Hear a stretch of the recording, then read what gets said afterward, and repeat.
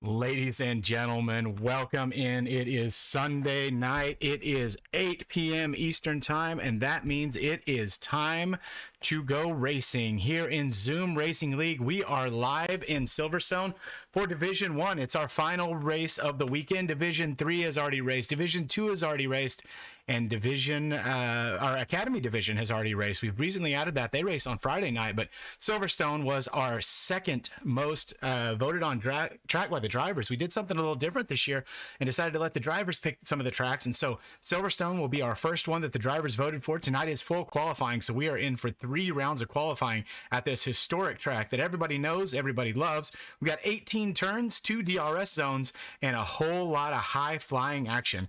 As we take a look here, we'll pull up the driver standings. Or actually, this is the preseason ratings here. Peter Giordano with an overall of 93.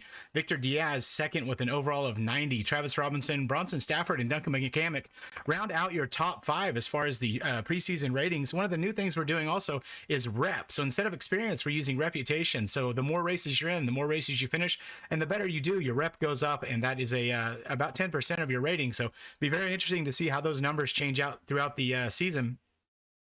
Power rankings: Alpine, Red Bull, and Mercedes in your top 3. No big surprise there. Ferrari down in P4 looking to make some noise as they round out the season. And so we are ready to get started. My partner for tonight is Big Mama Frank, and this is your first time broadcasting with us. So Big Mama, welcome. Glad to have you. I'm excited to be here. We've already seen 3 really interesting races, so this should be the best one of the weekend, hopefully. Yeah, absolutely. These drivers are incredibly rapid. This is, of course, the premier, the ultimate. This is the best of the best in Zoom Racing League, and so we're gonna get the all this set up here real quick. Everybody out on the soft tires, no surprise there. Enable our telemetry and our track here. Should have already had that done. I wish Codemasters had a way to make that automatically enabled, but they don't because, well, Cody's things. And my game just froze, so that is not ideal. Hopefully it's still showing up on stream. So we'll get that corrected real quick. Also not seeing my audio in OBS, so let me know in the chat if we're having issues. I think I've got it corrected. And okay, yeah, we're back to good now. So we will see who we can go on board with. Who is already out on the track? Yeah, my track map is scuffed. Looks like one of the McLarens. Is that Tom, possibly? No, that would be Razor Senna. Yeah, Razor's leading. All right, so we'll ride on board with Razor on the broadcast camera. Riding on board with him as he's weaving, trying to get some temperature in those tires. Along the hangar straight, he's all by his lonesome, so he'll be happy to be there. But he does appear to have a... I'm not sure who that is behind him. It looks like a Aston Martin, potentially. But we'll ride on board with Razor. Razor, recent promotion from D2. He did a great job with his former partner, John Pilon, who's down in P19 in the Alfa Romeo. So we did split the duo. Both of them drove for McLaren in Division 1, and we're going to walk you through this flying lap. Senna takes it nice and easy through turn 1. Here, he's going to go through the infield section here. Nice tight to the left towards the loop. This is a really tight right. Down through the gears, up through the gears easily, and he's going to be approaching now the first DRS zone. It looks like he may run into some of the outlap traffic as he finishes up here, as he comes through Brooklands and left field, and of course sets the fastest time with the 27.6. But he's also the only one to set one at this point too. So down the old main straight towards Cops. It looks like a very tidy lap. He's going to try to set a really good banker here, and we expect a pretty good time from Razor Senna, as he wants to make sure to put that car into Q2 as easily as he can. So through Cops, down the hangar, or I'm sorry, down the old main straight. Now he's going to go through Cops, easy flat, just the slightest bit of lift. Now he's through Beckett's, headed down towards the Chapel Curve. Going to hit the second DRS zone. DRS wide open as he's just flying. A little bit of a late upshift into 8th there, and he's going to come into Stowe now. Take it down to about 5th gear. And nice and tidy, nice and tight. A little bit of slide there on the end. Fuel light already flashing. Apparently he did not mean to do 2 push laps. He wanted to get it all done right now. And going to come through the chicane around the final club corner onto the Hamilton straight. Across the line goes a 27.2. That is a really, really good lap for the first lap of the race. Oh yeah, that was basically 8 tenths up from, or nearly 8 tenths up from the first laps from the D2 and Q1 yesterday. Absolutely. So Lee Hall comes in right behind him in the Aston Martin. So the Mercedes power getting out early, and Lee Hall with a 27.2. Our Division 2, former Division 3 champion who's now leading Division 2, Johannes Ludwig, went 26.7 in the Division 2 race. He definitely has Division 1 pace. He just couldn't make the times, and he's not able to race on Sundays typically. So I think we're going to see some times really similar to that as Damien sets a 27.7. So he's about a second off what we saw Johannes do last night.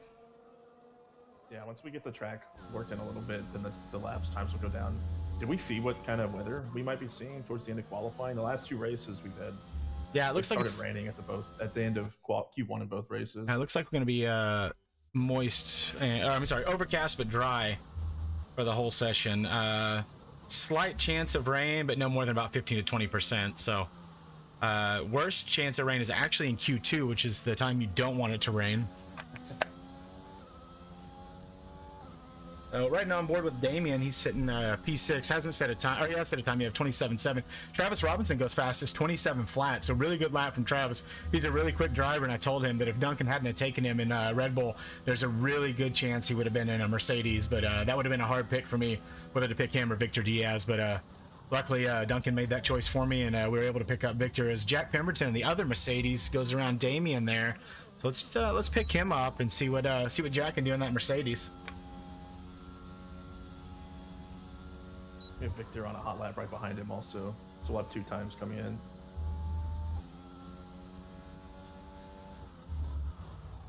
And is that Ryan Zebra behind Jack Pemberton as well? So Jack 27.5, not a great time, but it's good enough for P4. Well, that's Jack Fletcher. There's Joel Guron. And Victor with the 27.2. Victor, so Mercedes taking positions 2, 3, 4, and 5 right now with Travis and Duncan from the Red Bulls rounding out the top 6. Jason Peltzer and the Haas machine in P7, the artist formerly known as Gator. So next across the line will be, looks like no? I think everyone's about to start a hot lap. Okay. Let's take a look at Joel Guron, see what he can do with this machine. Shows him up 11 seconds. He's starting a lap here. So we'll just ride on board with Joel for a minute and see what he can do with the AlphaTauri machine. He was Red Bull last year with Duncan, and so he and Duncan stepped back, and they're now in the Red Bulls. That was a neat thing that we did this year that we haven't done before. And before I go into that, please make sure you like and subscribe. Tune in for all of our content. Go back and watch our draft night. Go back and watch the schedule reveal. We had a lot of fun making those, and we make that stuff for you guys. None of that's for us. That's for the drivers, that's for the audience, and the more that we get views on stuff like that, the more feedback we get, the more that we can try to increase our content output. One of the things we're working on right now is Joel comes nice and easy through Brooklands and Luffield onto the old main straight towards Cops. Looks like he's going to have lap traffic in front of him. One of the things we're going to do is, just like we did on a draft night, have all of the team principals, and that was a really good tow right there. If you notice, that was Duncan in front of Joel. Yeah. So Duncan setting up the tow for Joel. He's really good at that. But we want to have all the team principals, including Josh Barnsley, come together once a week and kind of do a race preview, race review podcast. And so if that's something you'd like to see, please let us know in the comments, and we'll try to get that out to you. Lost a lot of time in the second sector. It might be a low 27, I think, for Joel.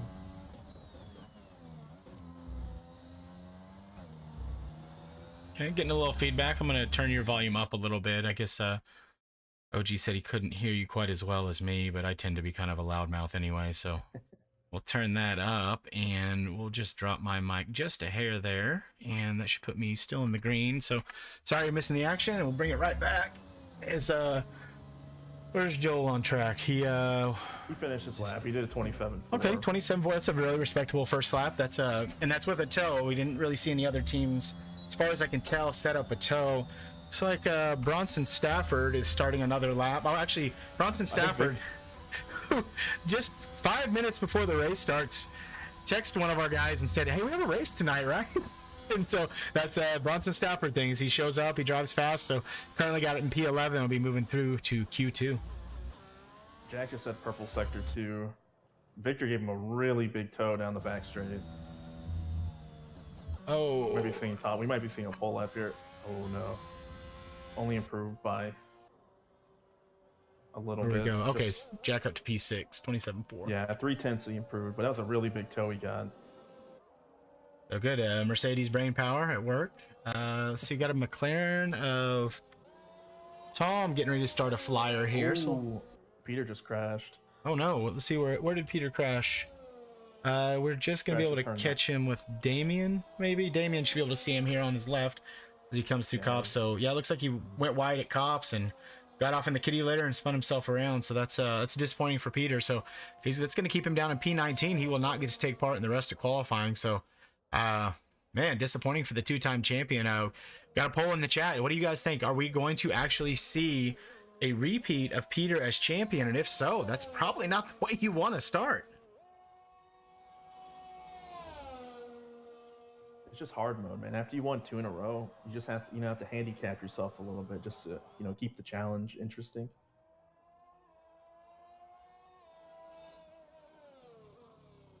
Pulling the stream up on my phone here, so I'm having to switch between so many windows here.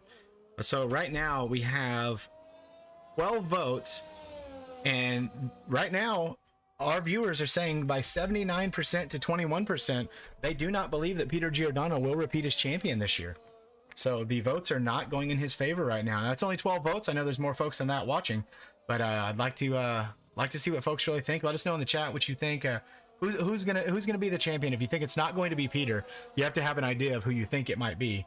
As we're still riding on board with Damien, he's just barely outside of that window to make it through the next session. So right now, it looks like we'd be dropping Will Pilon, John Pilon, Will Graham, Michael Scott, John Ranger, and Bob Loblaw, who is also not set a time. Bob is in the pits. And with not a whole lot of time left, that may be about it for him, unless he can do something majestic here in the next 7 minutes. Oh, come on, Chad. That's recency bias, man. Just because we just watched him crash doesn't mean he's not going to win the championship. Like Damien due on his lap here. So. It looks like we'll actually have as Damien actually goes purple in sector 2. Unless that's a mistake on my screen. I saw purple too, but I think the game has been bugged recently with it. I think it's his own purple sector. It's personal purple. Okay, because Travis right now has the fastest sector 2 with a 35.7, and also obviously put it on pole with that. So Damien comes around, finishes up his lap, goes half a second quicker, puts him up to P5. Really nice lap from Damien. Another Rivas recruit down there in the Mercedes powered Williams. So big brain on Rivas. When we just changed the name to Rivas Racing League. It's been discussed before. There was a weekend when both Adam and Duncan were away, and it almost happened. So Baguette Klein and Duncan Horner almost lost out, and it may have become the Duncan or the Rivas Racing League. Got a slow car in sector 3. It looks like they've got it back going again. They just moved over to make some space here. So looks like the McLarens might be trying to set up a tow here. Tom is rapidly catching up to Razor Senna, but Razor appears to be pushing as well. So I don't know if they're trying to set up a tow for the final DRS zone, but Tom's going to have to get on it if they're going to make that happen.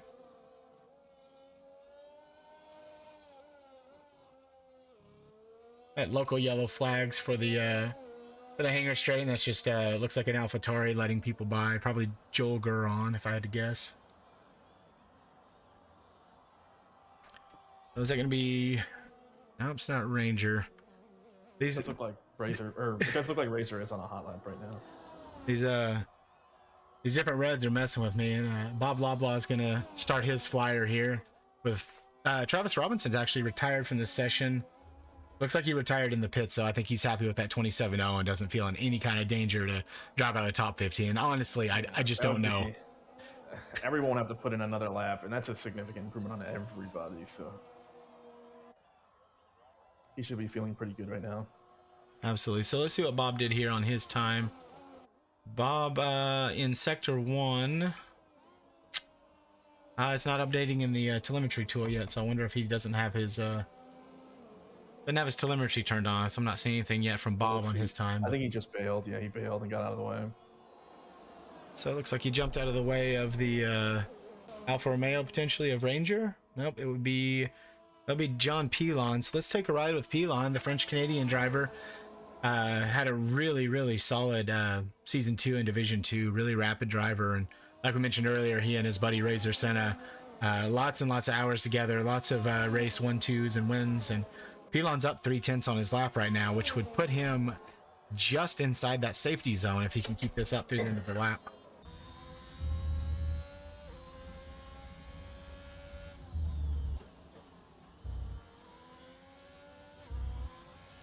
No, just the club corner to go. He comes onto the Hamilton straight, crosses the start-finish line, and goes P9, or P10. P10 for John Pilon. Really good lap there. The difference is so low still. It's only just over 5/10 or 2/10, excuse me, between him and Duncan in P15 right now. So it's a possibility that he might have to go again. He might just, well, if he's running out of fuel, so he'll probably just have to sit on this lap. He probably don't have time. Duncan actually moves up to P11. Was lucky enough to grab his onboard right as he crossed, so puts himself back into the safety zone. So Jason Peltzer now the driver at risk, and he is actually down on his time right now. So he's gonna have to hope that somebody else doesn't get rapid, whether it be a Jack Fletcher who's going out for another lap, a Michael Scott, a Bronson Stafford, or potentially a Will Graham, who is new to Division 1, joined as a reserve not too long ago, but immediately showed good pace and in the top 18, and expect he's going to try to go out for one more. I think you have to if you will. It looks like he is leaving the pits now. Gator just put up a 27.7 or 27.7, so he was pretty slow on his last lap, but he's trying another push lap here, and he beat his personal best in Sector 1. Hopefully he'll have no problem with the Ferrari power in front of him holding him up. It looks like there's a pretty decent gap there. You worry about the dirty air through Maggots and Beckett's, but on the straights, having a car a little bit in front of you is really nice. And it's all down to feel, too. A lot of people say they can feel the dirty air in this game. Many other people do not seem to be affected by it. I believe Bob Loblaw is one of them that says he doesn't really seem to be affected by it, but Duncan says it's very real and it's very powerful. Oh, yeah. For I've started removing assists over the last few weeks, and I feel like I've noticed it more and more, particularly with throttle and braking. It's like sometimes it feels like you have to put more brake in and you can't throttle up as much as you normally could if you had clean air. That's usually the biggest thing you notice. Bronson Stafford's going to come around and try to improve and get out of that bottom 5. He'd like to make Q2, just barely misses it, and I don't think he's got about half his battery left and his fuel light's not on. He might be able to make one more as a AlphaTauri dives out of the way there. Looks like Joe Guron. Somehow we missed Joe Guron going P2 with a 127.1. Wow. I did not see that happen. So that is my fault. Congratulations to Joe Guron. Honda Power trying to run up front. Good job for him. Well, let's hold off those congratulations, man. We got 2 more whole qualifying sessions left. All right, with 43 seconds left, Bob Loblaw is going to try to make it around. Looks like he just will as he comes through Stowvale and then Club, and he will go onto the straight. And this is his one shot, his one opportunity. Those were Eminem references. You're welcome. Yeah, I caught that. I don't know, dude. We're kind of old. I don't think anyone else caught them. He's probably still relevant. I'm not that old. You know what? That's what we'll keep telling ourselves, man. Exactly. So we're not that old. Try to keep an eye on Bob's sector times here as he Bronson's pushing also. He's on the going into the last sector now. Okay, well, let's jump on board with Bronson, see if he can improve at all. Yep, he's burning up all that ERS. He's down to 20%, so he's trying to cross the line on 0. Hopefully he doesn't get held up by that Mercedes. Actually, I don't care if the Mercedes holds him up, honestly. And Bronson comes across the line and does not improve. He will stay P16. That is that for him. Let's see, who else is trying to improve their time? Jack Fletcher looks like he'll be Will Graham will be our next one to try to cross the line. Will's up 5/10 almost, which will just get him inside, and Will Graham goes P8. Yeah. Really good lap from Will. Shocker. That was a banger. But so I think the biggest problem that these guys at the end are going to be facing is they probably burn at least 2 pairs of tires just to get in, or 2 sets of tires, excuse me, to get into Q3. All right, Bob, this is it. What do you got? Push, push, push. For all the marbles right now, it looks like we'll be dropping Jason Peltzer, Bronson Stafford, Michael Scott, Peter Giordano, and what does Bob Loblaw have to say about it as he comes through the final turn, crosses the start-finish line, and only goes P17, so not a great outing for the Ferrari power. So our bottom 5 that will be dropping: Peter Giordano, who had an accident at Cops; Michael Scott with a 27.7, which is still a good time, but 7/10 off the pace. Bronson Stafford, Bob Blabla, and Jason Pelter are going to have a chance to go and get back in the garage, work out some strategy with their team, talk to their engineers, and decide what they're going to do with the rest of the race. So with that being said, we're going to take just a minute here to remind everyone once again to like and subscribe. Please comment on the video. Let everybody know how much you love Papa Rivas and how much you appreciate Big Mama Frank doing this for the first time. We've changed up some of the way we're doing our broadcasts, and want some good feedback on what you want to see, what we've been doing well, and what we can do better. And so there we go. Now we're finally moving on. So OG, thank you. We love Papa Rivas in the chat. That's my boy right there. So hey, now's a good time as the cars head back into the garage. Go get yourself something to drink, grab you some tater chips, and we will be right back. So we will see if Travis Robinson can stay up there in the top. So our top 5: Travis Robinson, Joe Garon, Lee Hall, Razor Senna, Ian Krieger, and Damian Doe rounds out top 6. Victor Diaz, Will Graham, Ryan Zebra, and John Ranger, you're your top 10. Will it remain that way? We'll see here in just a little bit.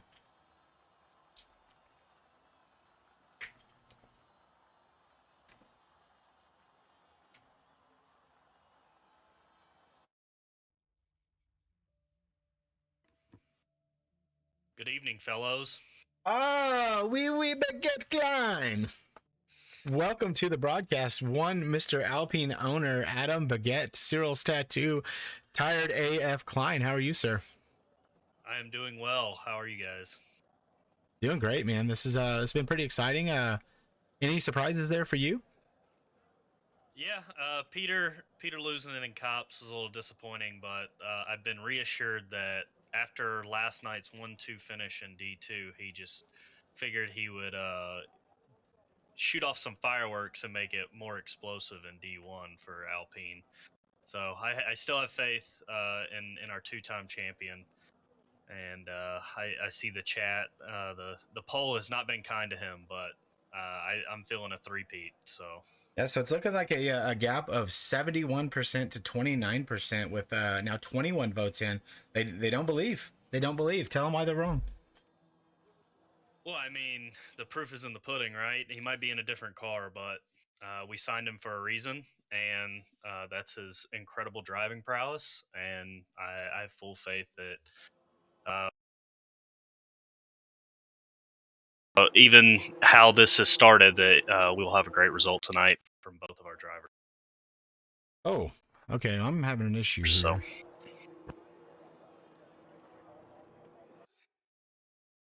Looks like the stream is frozen.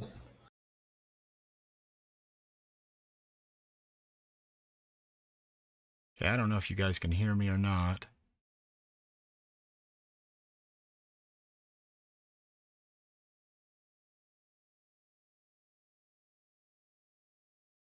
Hey, that's really weird. This happened on Friday night as well. Discord suddenly acts like it has all new audio input devices, and my headset and my mic both disconnected. So you guys got me now? Yeah, we can hear you. yep. All right, so let's see. Will a Mercedes beat Red Bull in the championship? Looks like we're gonna have in the champion. We have both the AlphaTauris about to start their first hot lap. Okay, I'll get right back to that in just a moment. All right, new poll going up. Will Mercedes beat Red Bull in the championship this year? All right, so who's going to be our first driver to cross the line? To start out, is that It'll be Duncan. Duncan. Okay, so right on board with Duncan is that he splits a couple of papayas there and goes through the McLarens. I'm going to assume he's cheating if he was able to pass both McLarens at one time. Joel Garon's right behind him, so they may be looking to set up that toe again. We'll see how that works for them. Worked pretty good. Got them both through to Q2, so see what that Honda power can do. So all your eggs are in the Ian basket. Adam, what are we thinking here? Is Ian going to be able to put it on pole? Would like to see that. We're looking at running the medium to soft strategy currently, but we'll get a lap in on the medium, see where we're sitting at, and then reassess from there. obviously, the priority here is to make it to Q3 to try out at pole, but Travis looked really quick in Q1, and the track is only rubbering in and getting faster currently. So gonna be tough to beat that Red Bull. Yeah, for sure, especially on the soft tires. So right now we only have 3 soft tire runners. I assume those guys are wanting to go in and lay down a little extra rubber, put in a decent banker without going too fast, because ideally his Duncan goes a 127.1, so that's very similar to his Q1 time. Ideally, you want to start on the mediums. That is the better race tire, and with the lack of safety cars that we typically see in Division 1, you want to try to extend that as much as possible. Looks like Joe Grom went into the pits, didn't actually set a lap, so I'm not sure if he was just out there to tow Duncan around. He invalidated, so I'm assuming he's just going to go in and then decide whether they want to actually commit to going softs at the start. Oh, Jack, Pilon retired. yeah, Pilon lost it in cops. Okay, so there is another driver out. So that's bad news for him. Jack Pemberton goes 128.1, a full second slower than Duncan, and the soft to medium is not a 1 second gap. It's typically about half a second, all other things being equal. So little banker lap there for Jack. Just get it across safe. Next across the line looks like it's going to be the Red Bull of not Jack Fletcher. It was Travis Robinson with a 127.5 as Jack goes into the pits. I wonder if he invalidated his lap as well. Victor Diaz will come across the line next, P5. So Mercedes sitting P5, P6 on the medium tires, and almost a half a second difference there between the two of them. Sometimes with these mediums, it can just be hard to get a feel for them because you just got done driving several laps on the softs. Trying to put the mediums on and trying to push as hard as you can be honestly jarring for at least the first few laps or so. See, Razor Senna just missed his lap, but he just went P4 with the 27.5. Couldn't figure out which of the papayas it was, so it looks like a Zebra potentially. He has invalidated already, so that's not good news for him. Let's check in with Ian Krieger, who is gone P3 already and is finishing up a lap, but he looks like he's slow, so that's a recharge lap. So he's going to try to be on a push lap here, so we'll see what he can do, see if he can stay here in the top 3 or improve it as the other times start to come in. We touch the gravel going into turn 1. Usually lose a little bit of time with that.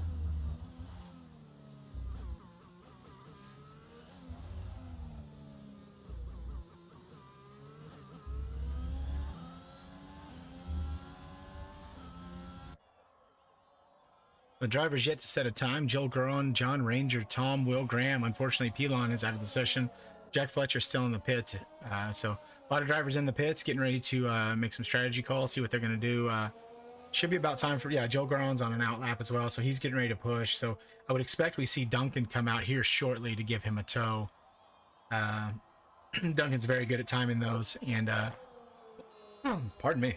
We'll see what they can do with that. Ian keeps it nice and clean through Maggots, through Beckett's. He will come around the Chapel curve into the DRS zone. And as he finishes Sector 2, he is up 1/10 on his time. So that will put him within sniffing distance of Travis Robinson, who actually went faster. Or, I'm sorry, Lee Hall went P2. So Travis sniffing it, taking that spot from Travis right now. And I think he's going to have just enough minerals to do it. I mean, the scary thing about trying to do these mediums is if you can't get to like sub 27.3, then you're gonna have to go back out again on at least softs, because everybody else is below you is just gonna go out on softs and beat your time, and it can be really nerve-wracking towards the end of qualifying with that. So we had Travis and Will both invalidate. Will looks like he's going to push again. Jack Fletcher's getting ready to start a lap. He's doing a little extra weaving, trying to get a little extra temp in those soft tires. Jack's usually really quick, really rapid driver. He's one of those pick him up and put him down. He can drive 3 different kind of cars in a day and be near the top of the field. One of the things we talked about, Adam, during the draft was Jack Fletcher is so incredibly consistent. He is always going to get points. He's always going to finish. I don't know if he's had a DNF since he joined Zoom Racing League.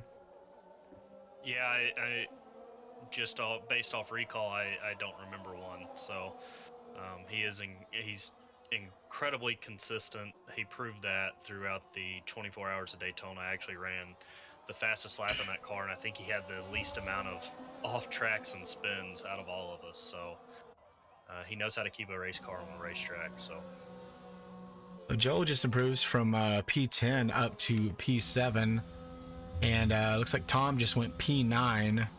So waiting on some times here from Ranger, and let's see who the Mercedes is on track. It's obviously not the one you just hit, so it's gonna be Jack Pemberton, who's on an out lap.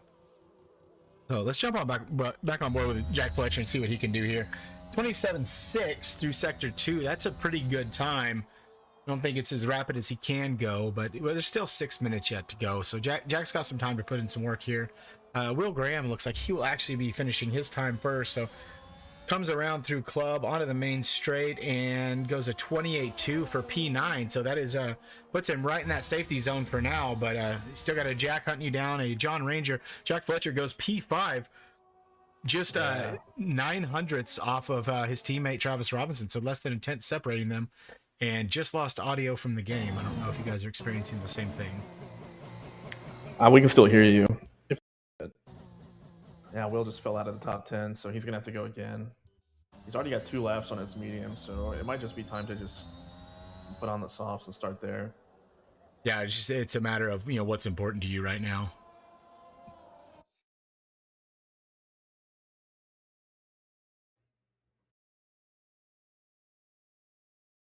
I don't know how you guys feel about it, but with Silverstone, like tracks like Silverstone or Portimao or Monza, tracks where there's not a lot, well, I guess Monza isn't in that, but I think Silverstone and Portimao are good ones to compare because they're not very good quote-unquote racing tracks where it's more track position seems to be more important than your ability to overtake people quickly. If you guys actually think starting on softs is actually kind of the more powerful strat on this track because just in general you should have track position after the first stop going into your second stint. So Jack Fletcher goes P3. Jack Pemberton goes P3. So Mercedes power right now safe with Victor and Jack in the top 10. And we're going to see here shortly if John Ranger he's actually going to go in the pits as well. So looks like, nope, not Tom. Looks like a Razor Senna. Sorry, I'm having issues with Discord. It keeps disconnecting my headset and mic, so I'm not sure what's going to happen here. But yeah, the soft tires are very strong. But the problem is, like we talked about, we as a Mercedes, we had a lot of training sessions this week, and one of the things we talked about was is I lost it again. So hopefully you guys can still hear me. My audio keeps cutting out. May have to restart Discord here shortly. But yeah, give me a thumbs up in the chat if you can still hear me. I will say if you're looking at winning this race, we had in both Division 1 and Division 3 and Division 2, both the winners started on a soft strategy. So soft to medium.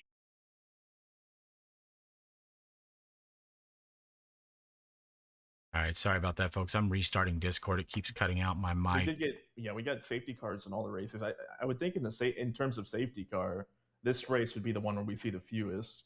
Right. We didn't see a safety car in Division 3. So we saw a couple in Division 2, and that allowed Johannes to extend.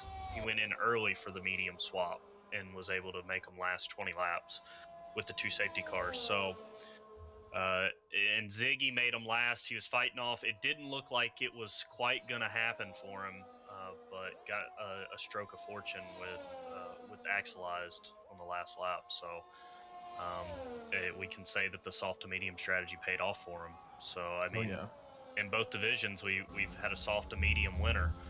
So is that the play tonight in Division 1, or do you go with the logic of we can make mediums last longer and really burn up some softs to get the win at the end of the race? Well, and that's where also you've got to think if you go to soft medium strategy, you're lighter, and so you can extend those mediums a little bit longer because you're not carrying all that extra fuel for the first 12 laps that you're going to run on those softs. And those softs are going to burn out around 12 laps. We've got 26 laps here, so what's the number? And then we had an issue last night with the AlphaTauri drivers where they're stacked right on top of each other, and they're on the exact same strategy. And so you've got to figure out how to make that call so you don't double stack in the pits.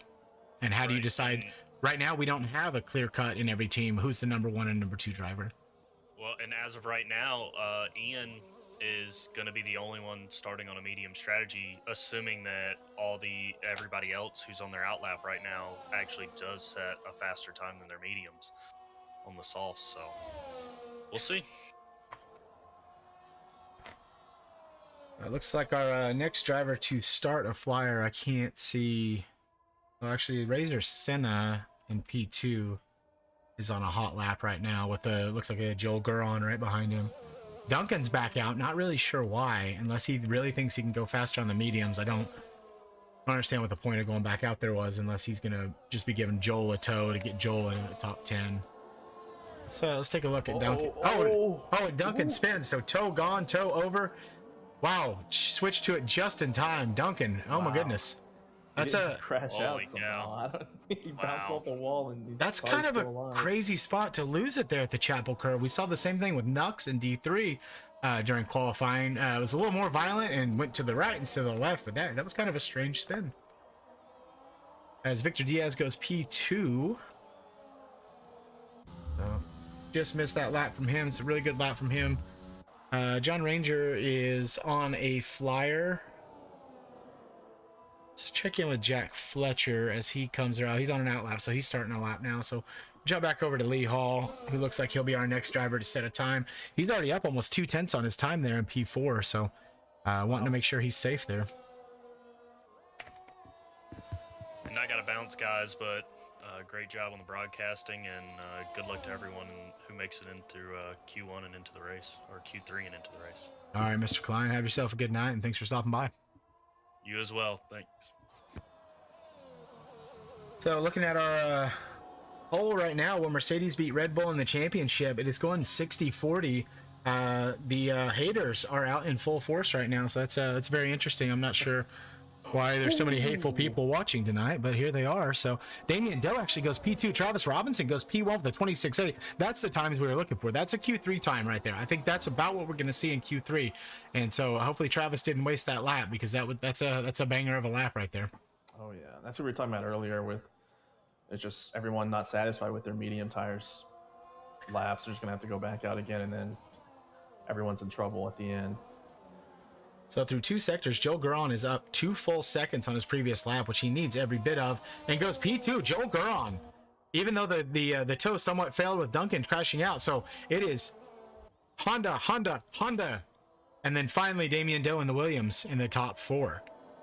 Next one to cross the line, would that be Jack Fletcher? Looks like he is done. So it looks like we are now all done. There's no time remaining. So those making it through: Travis Robinson, Joel Guron, Duncan McCamick, Damian Doe, Victor Diaz, Razor Senna, Lee Hall, Jack Pemberton, John Ranger, and Jack Fletcher. We are saying goodbye to Ian Krieger, Tom, Ryan Zebra, Will Graham, and John Pelon. So the good news for Ian is either way, he's starting on the mediums. Wow, that's so close between Jack and Ian. It's 300s. Heard an interesting version of how close things can be when I was racing with some British fellas the other day. There's no more than a cigarette's paper difference between them. That's a very European sounding thing. Yep, I thought that was pretty clever. So there we go. So your top 10: Travis Robinson, Joel Guron, Duncan McCamick, Damian Doe, Victor Diaz, Razor Senna, Lee Hall, Jack Pemberton, John Ranger, and Jack Fletcher. So now in the chat, let's see who you guys think it's going to be. Is it going to be Travis? Is it going to be Joel? Is it going to be Duncan? Or is someone else going to surprise us as we go into Q3?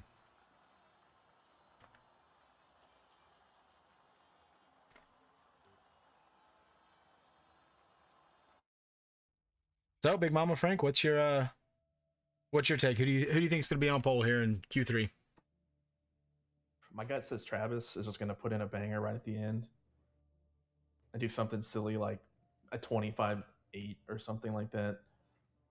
And then we're all going to wonder why he's racing versus us instead of, in like esports. Right. So the thing to note and be aware of, if you are the rest of these drivers out here, there's only a few teammates left. So Joel and Duncan are still left. The Mercedes powered boys are both still there. and I don't think anyone else has a teammate to set up a tow. So are we going to see some manufacturers, engine power working together outside of the typical lines? Well, we haven't seen any of that in any of the other races yet, so. Because we haven't needed it. True. All right, so that's not the prediction I asked for, but OG says Buzz got OG 1-2 in Imola. He's calling his shot a week early. So not sure how that's relevant to this conversation, but thanks, OG. Well, we all know Siggy's going to win that one, and Absolutely. the rest of them. So how could it be anyone else? So we'll ride on board with Travis to start. We'll see who comes out first, and that's the other thing. Do you play the waiting game, or do you get out and start banging out the laps? Looks like Razor Senna is not going to hesitate. He'll be the first one out of the pit, so we'll ride on board with Razor as he takes us around for a nice little scenic tour of the countryside here in Silverstone, and then we'll be our first driver to set a time. Razor's real good about not invalidating, so I've probably just broadcast cursed him. Most likely, that's usually how it goes. I'm assuming since he's going out so quickly that he only used one set of softs in the first two. Well, he did qualify on softs, didn't he, towards the end? Who was the one person that did the mediums? It was... I would have to rewind the chat, honestly. I meant to write it down and I didn't. So. Yeah, that would... All right, so Siggy, if you're watching, this is for you. We are going full cinematic for this outlap here. No overlays, no numbers, no nothing, but the beautiful papaya of that McLaren and Razor Senna going for a drive. Look at the crowd cheering, sitting, drinking, smoking, who knows what else. All of them waving their arms in unison, cheering on the Brazilian driver as he warms those tires up, gets some temperature into his engine, and gets ready to come around and show off. Oh no, dude, those fans are looking pretty catatonic out there. Maybe they're scared. All these Americans invading their territory. Exactly. Yeah, Adam, Ian was on mediums, but he actually got pushed down to P11, so he will not be starting in the top 10, but he will have a chance to start on whatever tires he wants now. All right, so as we come around Stowe into Vale and we approach the club corner, Siggy, I'm so sorry. We are going to have to go non-cinematic here in just a minute. But we'll let it go for just a little bit longer as Razor Senna comes around to start his flying lap.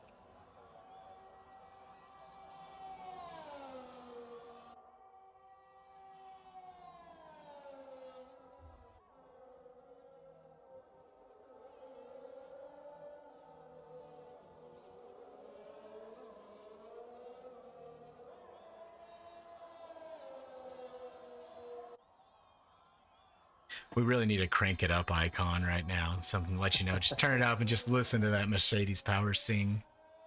27.4. That's quite a bit lower than his PB Sector 1 so far. So these must be old tires.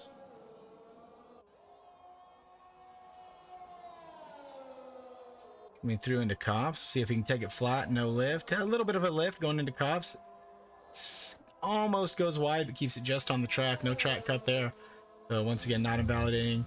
Easy flat through Maggots. Now at the Beggars, we're going to drop down to about 5th through the Chapel Curve to the DRS straight.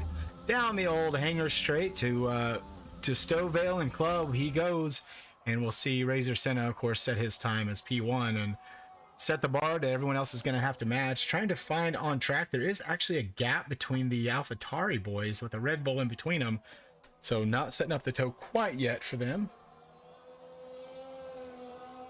So Razor Senna is going to cross the line first with a 127.2. Really nice lap from him. It looks like Lee Hall actually goes faster with a 27 flat. We'll have the AlphaTauri of, I believe, Duncan McCamick coming across the line next. Duncan goes a P2. Then we'll have the Red Bull of Travis Robinson 26.7. Yeah. John Ranger 27.4. I think if you're going to want to have any kind of hope of being on the podium, or start on the podium, excuse me, you'll need to at least have a sub 27. Yeah, there's Victor with another one. Yeah, so Travis Robinson setting similar times to what Johannes was able to do last night with that 26.7. And I think it was Lenny was actually in the chat during that race and challenged him to go mid 26s. And Johannes actually did it as Damien goes P7 the 27.3. So that just leaves Jack Fletcher to cross the line. I'm going to have to assume that Jack invalidated on his first lap, so he's going to be the next one to set a time. So now we're going to have a little bit of lull in the action, unless we've got anybody doing a little back-to-back action. Razor Senna is actually pushing back-to-back. He is still burning through that ERS. So he's going to try to go push instead of a push-cool. Obviously fueled for more than one push lap, so we'll see what he can do here as he comes through the chicane and through the final turn. And he will cross the line as Lee Hall goes into the pits. He will actually go 3/10 faster with a 26.8. Really good time to keep P2. Looks like everybody's starting to file into the pits. Take a look at Travis Robinson. He's going to go into the pits as well. Looks like Joe Guron's going to follow him right in. So the Honda Power is going to go take a little break, take a little nap, get some notes from Travis and from his crew, and try to figure out what they can do. Let's look at Victor here, also into the pits, and I assume Pemberton will be doing the same. Yes, that leaves just a lone Jack Fletcher out there. So Jack is going to be out of sequence a little bit, but with still 6 minutes to go, it's not quite a big a deal. And he actually goes P9, 27.5. So that's a good first banker lap for Jack, but he's going to have to really improve on that. Oh, yeah. Razor Senna is still out. He's recharged his battery. Yeah, so he's going to have to come back around and pit. So we're going to have a little bit of a lull here. So in the chat, is it still going to be Travis Robinson? Does Victor or Razor or Lee Hall have anything to say about it? Are the AlphaTauri boys... can I have a chance to work together here as teammates? We'll go ahead and step away for 1 second. We'll end this poll, and we're going to come up with another one. And I think our next question is going to be, who do we think the driver most likely to DNF is? Are we going to see all 20 finish across the line?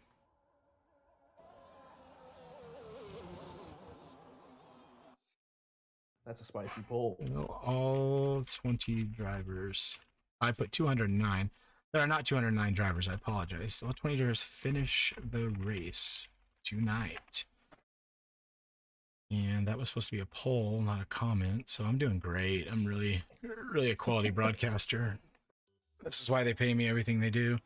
So a new poll coming up now. Will all 20 drivers finish the race tonight? I have already voted. You can see that on your screen, and I want you to tell me why I'm wrong if you think I voted wrong.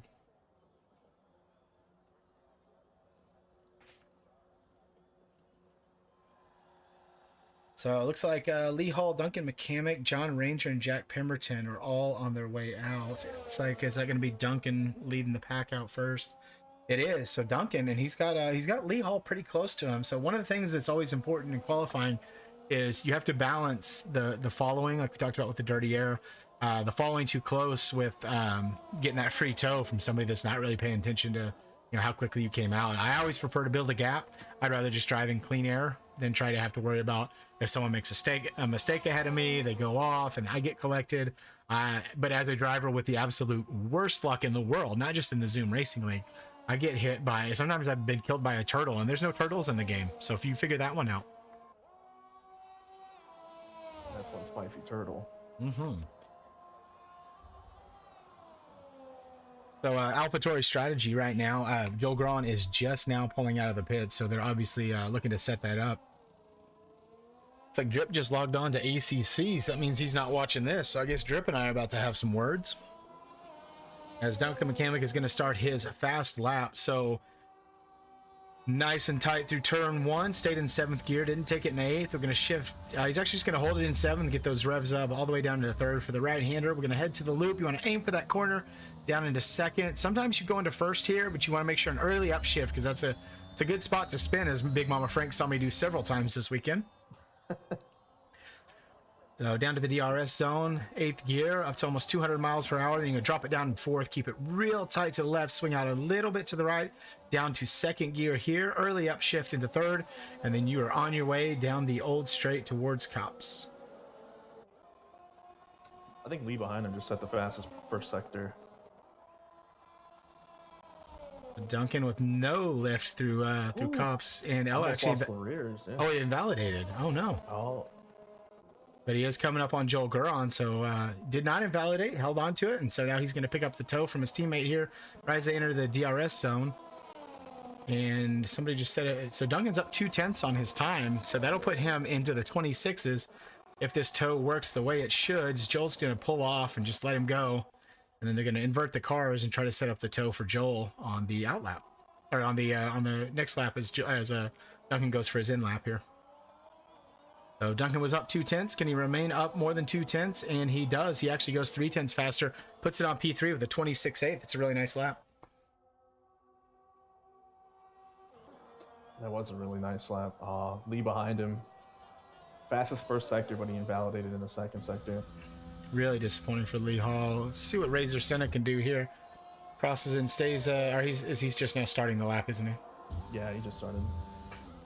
Jack Pemberton is actually slower on this lap and stays in P7. Next across the line will be not Travis Robinson. Looks like Jack Fletcher will be starting a lap here shortly, so we'll ride on board with him for a minute as he tries to get that Red Bull out of P10 and up closer to his teammate Travis. I know they've been working hard. Jack doing a little wiggling, little weaving, get some temp in those tires, and about to be a full bang to the floor, trying to get something done here. And while he warms that up, gets his tires ready to go, we'll take a look at Lee Hall out of the session. Lee Hall has lost it. Ran out of time. Looks like he's in the wall after cups. Oh, really? Oh. I don't know if he pulled off and retired the car, but yeah, he is.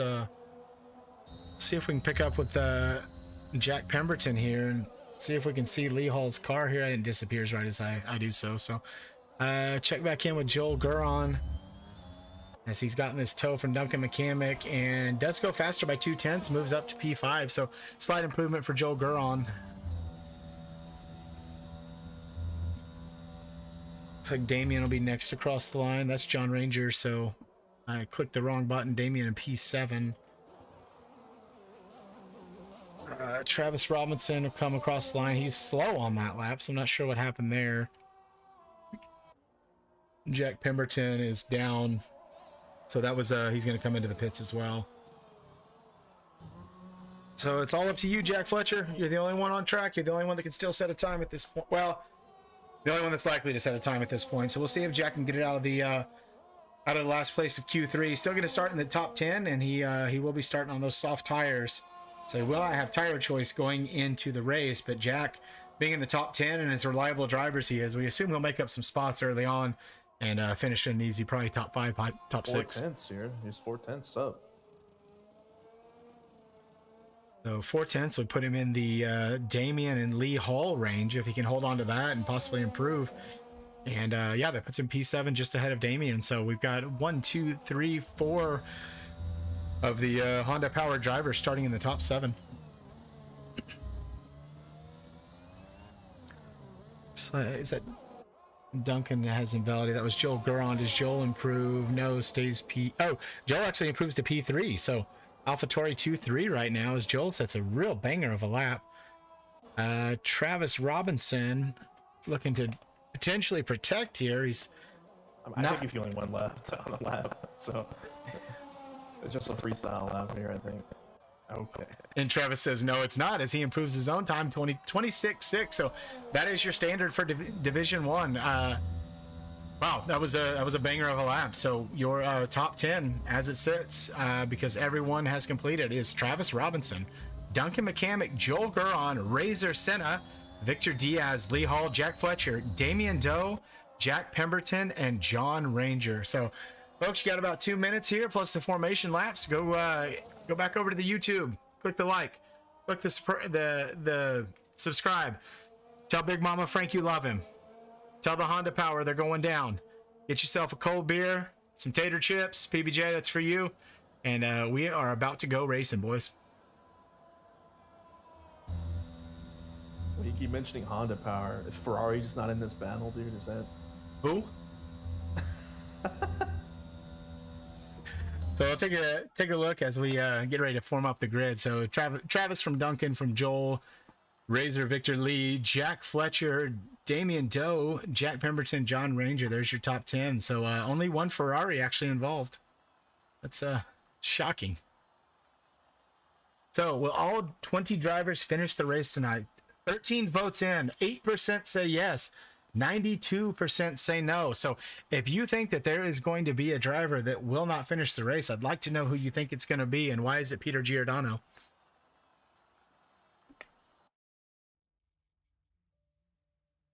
Dude, that's just mean. It's all He's in just good saving. fun. He's just saving his speed, dude. And that's the other thing too, is it is very difficult to be prepared for a race. You're preparing to go through all 3 rounds of qualifying, and then something happens and it goes sideways, and now you've had to just be sat here for 20 minutes not driving, trying to stay out of your own head, trying to help your teammate, but at the same time you want to be driving, getting that feel for the track, feeling the track rubbering in, feeling that push. And if you're not driving, you kind of get out of that zone a little bit, and it's not a good feeling. That's true. But I mean, there have been a lot of times in my own experience doing this stuff, is sometimes that's exactly what you need. Like, just to clear your mind, just go on there and then drive just pure feel and instinct and not think about anything too much and just do your best. So, I mean, maybe that'll work out for him. My iPad is about to die, and that's how I control the stream. So I'm going to go grab a cord, and everybody should be coming back in from getting their beers, their tater chips, their waters, and whatever else. And we are about to go racing in Silverstone.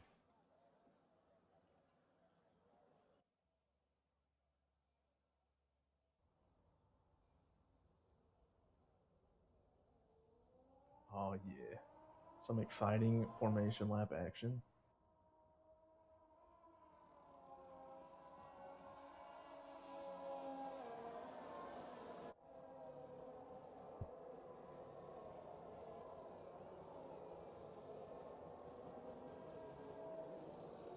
So shout out to my daughters for plugging in the iPad, but not making sure the plug was in the wall. Unlucky.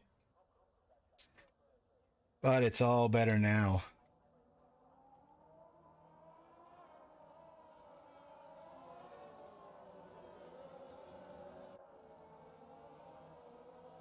And there we go. All right, so the field is set. The drivers are coming around. So luckily, nobody had contact so far on the formation lap, and that is a big deal because in this game, if 2 drivers come together and touch for any reason at all, both drivers will be teleported back to the grid, and you start on cold tires. And I can tell you from personal experience, it is a bad time because you will immediately lose spots on the start, but you will also lose it going into the first couple of turns as you're trying to get that temperature back in your brakes, back in your tires, that you're able to do here on the formation lap. So these drivers, you see a lot of weaving, and that it's very good for getting temperature into the front tires, but holding your brake actually gets even more temperature in because that heat radiates out. So predicted pit stop strategy, soft to medium or soft to hard. Looks like most of the field here is going to be on the softs, I think. Let's go to the tire data. So we have 1, 2, 3, 4, 5, 6, 7, 8, 9. So about evenly split between softs and mediums. Yeah, it is. We only have one person that made it out of Q2, so it's Lee that qualified on the mediums. You know, one thing, I don't know if this is a UI bug, but Duncan's showing is disconnected. Oh, there he's back. Oh no, he's still disconnected. Still showing yeah. Yeah, he's ghosted and disconnected, so he might be out of the race already. It would certainly be disappointing, but his Amish internet there in Cornfield, Indiana, that can. That's very interesting. So nothing from Duncan in the chat so far. He's still ghosted on the. It could just be one of those weird desync things where he's still connected, but to everyone else he's not. And then you get those bizarre drive over through people kind of things. Right. Okay, well, they're going to hold him here on the starting grid. All right, so here we go. We're about to go underway. 4 lights, 5 lights, and it's lights out, and we are underway in Silverstone. Looks like a pretty good, clean start so far. A little jockeying, a little shoving for position. Looks like Lee Hall may have gone wide there. No, Lee Hall's actually lost some spots. Jack Pemberton's lost a spot. Ryan Zebra has lost a spot. Michael Scott all the way down to P20. Bob Loblaw takes that spot from him. So Travis Duncan, Joel, Razor Senna, Victor Diaz. Victor and Razor side by side through the loop and battling and banging for position. So far, nobody off track that I can see. It looks... Bronson spun out. Yeah, he's in the blast now. So Bronson doing the last to first challenge. You see right back up front, watching Joel Guron trying to make that car as wide as possible so Travis and Duncan can run away from it. But they've got a Razor Senna, they've got a Victor Diaz and a Lee Hall that want to make up those spots in a hurry. We have both jacks almost side by side going into cops. Oh, never mind. Fletcher's in front now.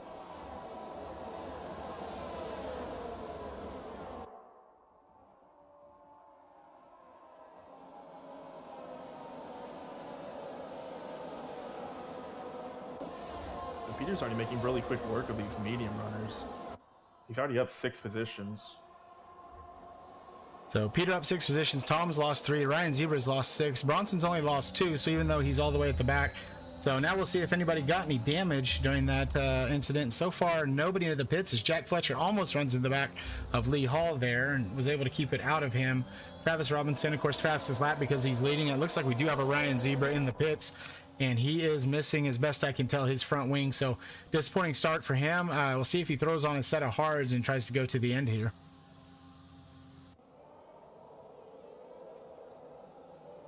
So far, everything nice and clean. Right now, it looks like everybody from Joel back will have a DRS on one another. But Travis and Duncan making quick work with the rest of the field as Joel holds them up. So Travis and Duncan are going to run away with that Honda Power, and Joel Goron's going to try to make that car as wide as possible to hold up Razor Center and Victor Diaz. I just don't know how long he's going to be able to hold the two of them up, because those are two very crafty drivers.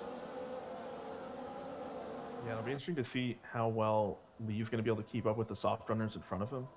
If he's going to be able to sit in DRS until the end of his first, until all the soft runners start going in, then he's in a really, really, really good position to make something happen at the end of the race.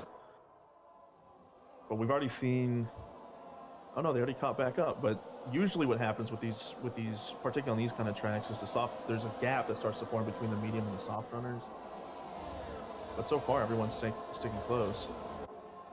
Travis has already taken a 1 second gap on Duncan, so he is already thinking that when they come around here and cross the start-finish straight and DRS is enabled for lap 3, Travis has already got that in his mind and wants to get away from Duncan and not give him DRS. And then Duncan will be kind of on an island by himself, and Travis can run away in that clean air. So gonna have to be some quick work here from Duncan to close that up, as DRS is now enabled. And as they come through this through the village, the loop, and Aintree, we'll have our first chance at DRS, and Duncan is already out of that DRS zone. Yeah, he does not have it for this first zone. Now we have Razor on Joel, though, so he might have an opportunity to get by him. Oh, and Lee Hall is right on the back of Victor Diaz, less than 1/10 separating them, which is interesting on the medium tires. Lee Hall is making them work. He's got them warm into the zone, and Pilon picks up a 3-second penalty. So had a couple off tracks already. So disappointing start for the French Canadian driver who just promoted into Division 1. He's a very quick driver, very crafty driver, very smart driver. And Razor Senna, Victor Diaz still hanging tough with Joel Guron. Joel has not been able to shake him at all, and we're talking about less than a 10th separating these three drivers right now.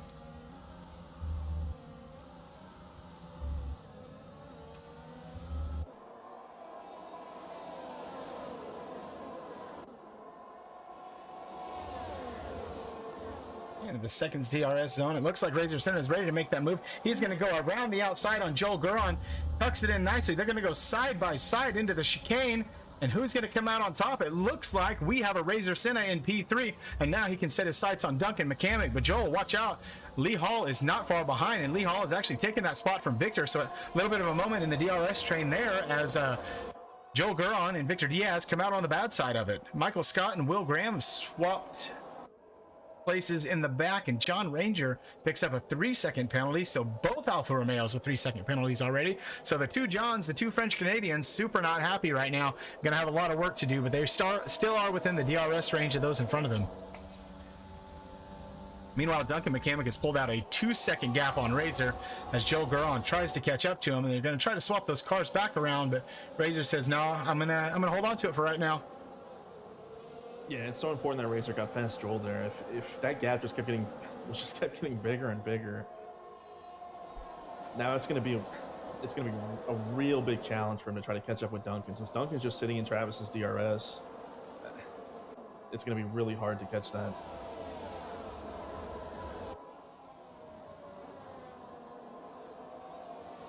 Yellow flag. Oh, someone went off at cops. That would be Michael Scott. Yeah, it's going to be Michael Scott. Looks like he doesn't have any damage. John Ranger is retired from the session. So that is one Alfa Romeo out, and that is our first safety car. So those of you in the chat who bet on a safety car and bet that all 20 would not finish, you were correct. And one of our two French-Canadian drivers is out. So advantage to the soft runners up front. So Travis Robinson, Duncan McCamick, Joel Grawn, Razor Senna, Jack Fletcher hit at the exact right time, and they get to go into the pits early for a free pit stop that won't cost them a lot of time. However, if you're Lee Hall, speeding under safety car is not advisable, and that means he's going to have to serve that 5-second penalty, and joining him will be Mr. Will Graham, and they will be in the 5-second club together here on lap 5. It's only a 5-second penalty for Lee. It's not a... And then Will Graham also DNF, so we now have 2 drivers out of the session. Wow, I think he got damage because he was spinning. He was trying to get back on track when the safety car was deployed, so he must have just... Yeah, he must have had damage. Yeah, it's a drive-through for Lee Hall, so this race might be over. That is not ideal if you are the... Well, Michael Scott's in 12, so they're both within the top 12, but Lee Hall, that's going to drop him several spots. And the problem is he cannot serve that drive-through until after the safety car. You cannot serve a drive-through under the safety car, otherwise that's when everybody would serve it. Yeah, so he's going to have a really... it's going to be such a challenge to try to make that up, because he won't be able to pit, correct, with the drive-through, so he'll have to pit again at some point in the race. So he could pit under safety car now and change his tires, which I don't think he wants to do, but yeah, he's got to wait until the safety car is in, and then he has 3 laps to serve the drive-through. Okay.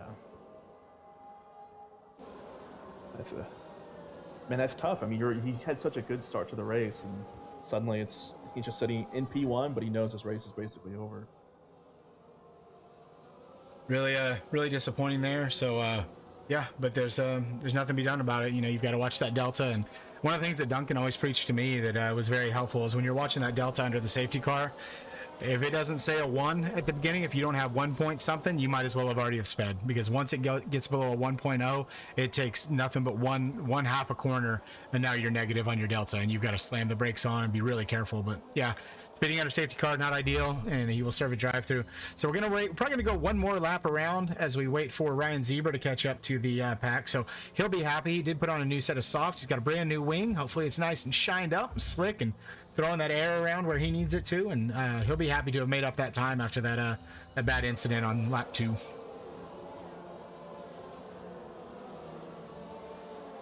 So sitting in terms of penalties right now, there's the 3-second penalty on Elon, and then there's only one other driver with 2 warnings right now, and that's Tom. The front runners, Duncan and Travis, don't have any yet, so it doesn't appear that, or at least at this point, and Razor do not have any warnings, so they hopefully won't have any penalties towards the end, so it might be a clean battle. But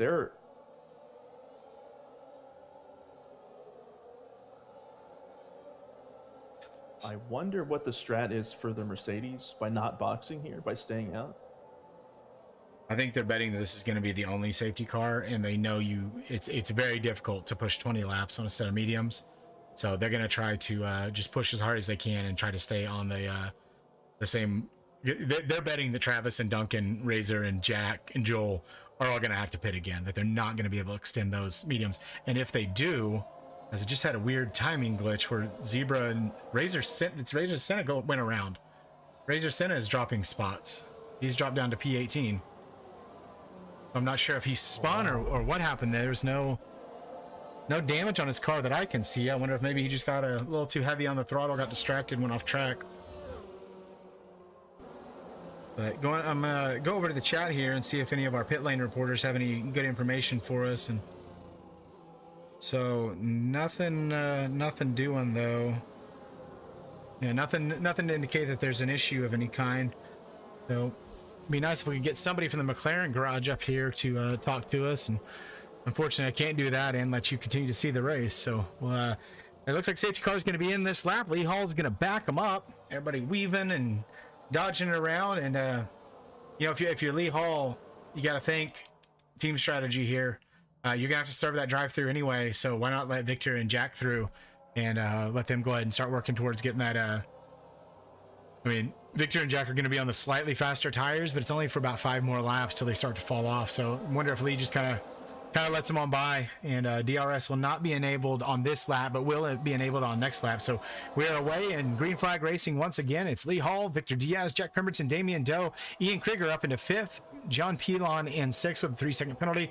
Peter Giordano, the other Alpine driver, in P7. He's come all the way back from P19, and Ian Krieger has gone around. It looks like he has lost about 8 spots here, all the way down to P15. Can't tell if he has any damage or not, but it's got to be very disappointing for Ian to lose all those spots. And it looks like his front wing's intact. May have a little scrape on it, but didn't see what happened there. But that's a lot of spots to lose on the restart. Doesn't show any damage on the telemetry yet, so I think he's okay. Lee Hall has already pulled a 1-second gap on Victor and Jack.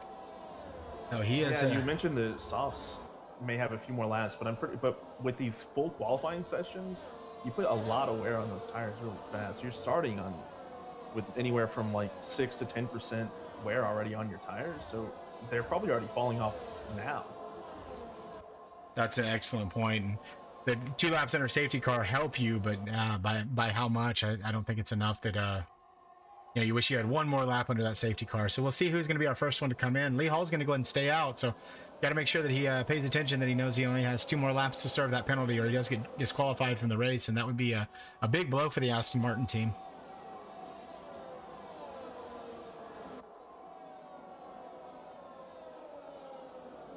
Tom does finally pick up a penalty. I think you mentioned he was one of them. Oh, no, you said Razor in McLaren, but Tom picks up a 3-second penalty. That's going to come into effect later, as he's got Bob Loblaw and Bronson Stafford, the 2 Ferrari-powered drivers, breathing down his neck. So he's going to have to protect, but also remember that the penalty is going to come into play.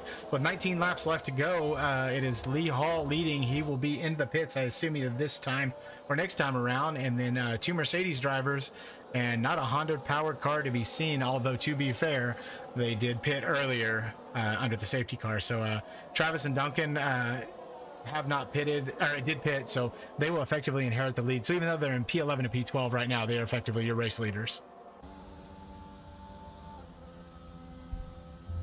It's going to be up to, it's basically, at this point, it's going to be how much of a gap can these leaders push or pull before they have to box. Otherwise, this is going to be a really rough situation for them, because there's going to be a sizable gap between them and the leaders after they go into their second stint.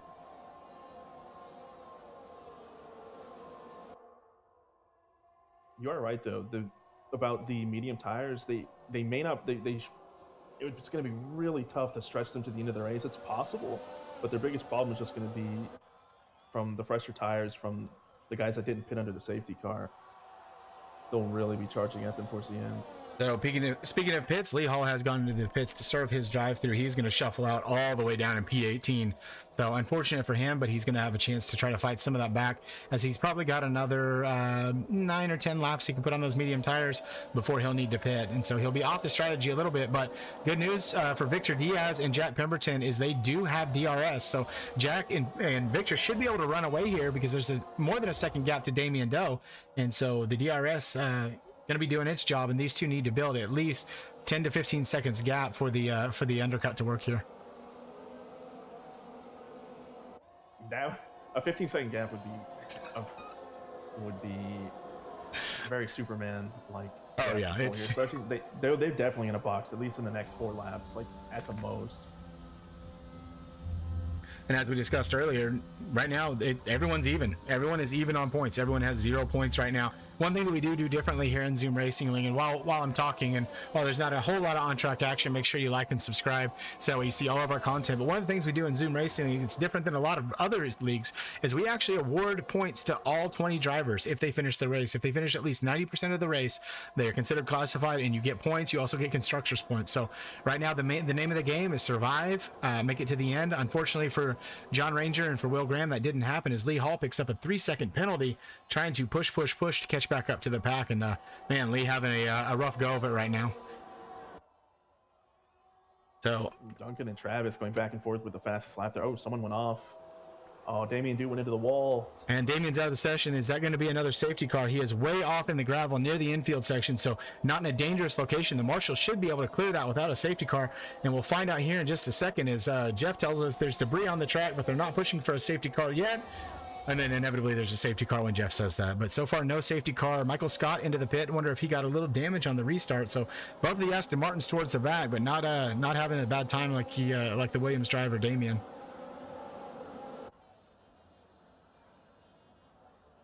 As it looks like, I think the only thing that the Aston Martins, they're basically just praying for another safety car at this point. I think Lee is just going to stretch his tires as long as he possibly can, and then hope for a safety car. that's what you have to do. And so we talked about the 15-second gap. Of course, that's only slightly joking, but Victor and Jack have now already pulled 2 seconds on Peter Giordano in P3, and Peter's got to defend because he's got a John Pilon, a Jason Pelter, a Tom, a Bob Loblaw, Bronson Stafford, a Duncan McCamick, and the list goes on of people that want to come and take that spot. So we got a good DRS train forming from P3 all the way down to P9. As Bronson... It's significant. Oh, I'm sorry. There's significant also that there's a gap forming between the AlphaTauris and the cars behind them. So that means that when the Mercedes do pit, they're not going to lose as much time. Oh, Victor did go. And Victor did just go into the pit as you called it. So yeah, good eye there. So we'll see where he shuffles out. I imagine he's going to come down in around P15 unless that Mercedes pit crew wants to lose their job. Then he'll drop lower than that. But yeah, it looks like he's going to come out ahead of both the Aston Martins. So that tells me Jack Pemberton and Peter Giordano are going to be in next lap. So John Pilon, Jason Pelter will inherit the temporary lead of the race on the 10-lap old mediums. Meanwhile, Bronson Stafford, for a guy that didn't show up until just before the race started, probably didn't have a setup as he is wont to do. Already up into P5 and making those soft tires work. Should be pitting within the next 2 or 3 laps though. But good showing for him so far for the Ferrari driver. So there is a 23, if I can do math, 22-second gap between Joel and Victor right now. So he's already within the kind of undercut window of the people who did pit under the safety car, so it's possible. So I think at this point their plan would be to just extend until the end of the race and just pray that your tires don't explode. All right, so Jack Pemberton's coming around now. You have to assume he's going to dive into the pits. I don't think there's any good reason to keep extending. He does. Peter Giordano also follows him to the pits, so that will put John Pilon as your effective race leader on those 10-lap old mediums. So not a great qualifying session. Picked up a penalty early, but Pilon is leading the race. Well, Bronson stayed out too, so I wonder how much time he might lose here. He's out of DRS and he didn't pit, so that's very risky. Well, as you say that, he actually closes up the DRS gap now, so he will have DRS this next time around. And one thing I know about Bronson is that man has a big brain. He knows racing. He knows exactly what he's doing. He very rarely, I don't think I've ever seen him DNF. And he's all push all the time. So Jack Pemberton shuffles out right behind his teammate Victor Diaz in P15. Peter Giordano shuffles out to P16. And they're kind of their own little gap there at the back between the Alpine driver, the 2 Aston Martins, and the 2 Mercedes. Jack Fletcher picks up a 3-second penalty. Not a great look there for the driver in 10th place for Red Bull. So we got a Red Bull P5 and P10. Duncan McCamick and Joel Gura on hanging tough and P7 and P8. So Honda Power all within the top 10, and they'll be happy about that for sure.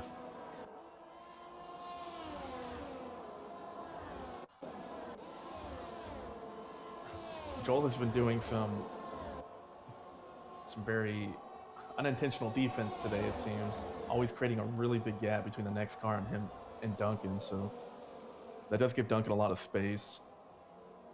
Well, Ryan Zebra actually takes the spot from him. Bronson Stafford does go into the pit, so that's kind of what I expected from him. Ryan Zebra also into the pit, so overtakes Joel Guron and immediately goes into the pits. Interesting strategy. I guess use every bit of the last good of that tire. So effectively, your race leader right now, Travis Robinson, followed by Duncan McCamick, Joel Guron, and Jack Fletcher. So all the Honda gang potentially can stretch to the end, but it's going to be tight. Yeah, one thing they might look to do, since they started on softs, they could always pit relatively soon and then put on a new fresh set of mediums and then just push to try to make up the gap. But the gap won't be too large at this point if they were to try to pit early. You got roughly 20 seconds all the way back to Lee Hall and P11 from the lead right now, because he's 14 seconds back of Razor Senna.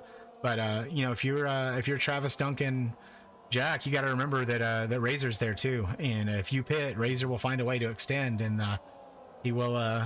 He is more than happy to take that win off of them. That's a fair point. And then with Victor Diaz picking up the fastest lap point there, you've got to figure at some point Jack is at the back of the 4 Red Bulls. Is he going to be the one to go in with about 3 laps left and put on a set of softs and try to steal that point back for Red Bull? As Bob Loblaw and Travis having a little battle here, and Bob actually takes the spot from Travis, and well, they're kind of trading it back and forth. And nice move up the inside from Travis. Travis on the fresher tires by about 5 laps, and now he's going to try to do his very best to run away and create a gap as Pilon picks up another time penalty. He's inverted the car with Jason Pelter, so Pelter is now your race leader in a Haas, and it has been a minute since we've seen a Haas up front in Zoom Racing League. Bob gave Travis really clean racing there in that last sector, gave him just the perfect amount of room to get around. So Victor nice racing to him. Victor Diaz goes even faster on those fresh mediums, so he is he's got to be right there on the brink of, like, I want to go fast, but I got to save the tires too. And Victor's looks like he wants to go ahead and use those tires up and see what's left at the end. They have the opportunity also with Lee having all the penalties and having to pit and have really old tires. They're going to catch him within the next couple of laps and have DRS to kind of propel them a little bit quicker forward. So that might be Lee having these issues might actually help the Mercedes quite a bit here. And there's also the penalty to deal with, so Lee's going to have to serve the penalty. So there's no reason to battle super hard to hold somebody up that you're just going to lose the position to after the race anyway. So want to be smart there and not do any extra pushing you don't need to do. And so Jason Pelter, John Pilon, as Pelter picks up a time penalty there. So both of your leaders currently on track with time penalties. Those will come into effect later, but these guys are going to have to stop again. I don't see how they can push those for 30 laps. Oh, and they've got to stop anyway. They started on the mediums. Yeah, they're still on their starting tires. Still no warnings at all for Travis and Duncan. Or Joel.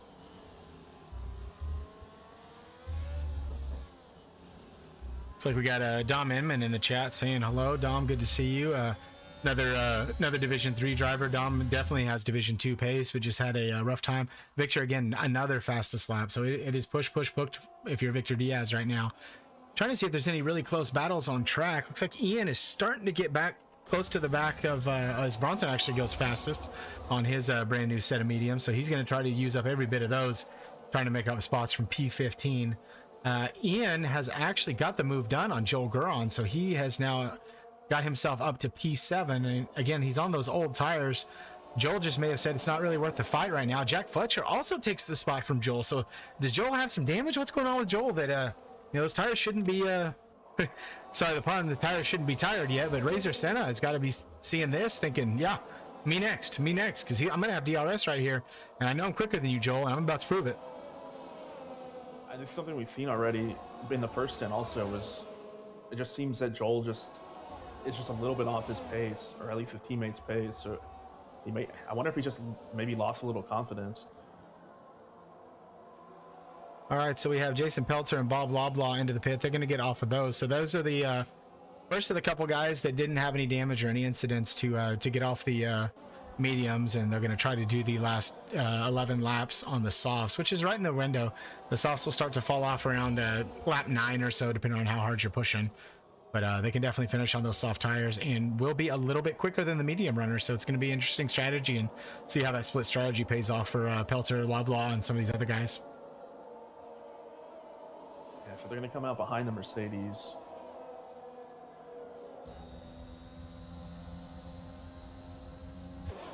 And behind Peter, so okay. This might be interesting. Hi Cole, I see you in the chat. Here's that attention you wanted. Love you, Cole. Glad you're watching. Another really good fast D2 driver, also part of the Honda gang. So glad to have viewers from all different ways of thinking and being wrong watching tonight.